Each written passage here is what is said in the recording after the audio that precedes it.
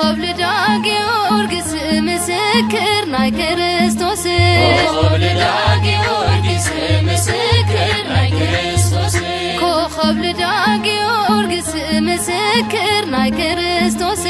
ኮኸብ ልዳግ ጊዮርጊስ ምስክር ናይ ክርስቶስ በኃይል ጸሎቱ ቅዱስ ጊዮርጊስ ዘፍርስ ጣዖታት ቅዱስ ጊዮርጊስ ቀታሊ ደራጎ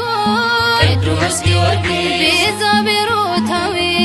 ቅዱስ ጊዮርጊስ ሞይቱና ተልዓለ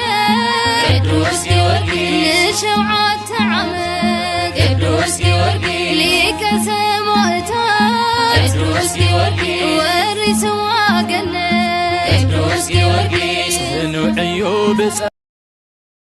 ኮኸብ ልዳግ ጊዮርጊስ ምስክር ናይ ክርስቶስ ኮኸብ ልዳግ ጊዮርጊስ ምስክር ናይ ክርስቶስ ኮኸብ ልዳግ ጊዮርጊስ ምስክር ናይ ክርስቶስ ኮኸብ ልዳግ ጊዮርጊስ ምስክር ናይ ክርስቶስ በኃይል ጸሎቱ ቅዱስ ጊዮርጊስ ዘፍርስ ጣዖታት ቅዱስ ጊዮርጊስ ቀታሊ ደራጎ ቅዱስ ጊዮርጊስ ቤዛ ቤሮታዊ ቅዱስ ጊዮርጊስ ሞይቱና ተልዓለ ቅዱስ ጊዮርጊስ ንሸውዓተ ዓመት ቅዱስ ጊዮርጊስ ሊቀ ሰማዕታት ቅዱስ ጊዮርጊስ ወሪስዋ ገነት ቅዱስ ጊዮርጊስ ጽኑዕዩ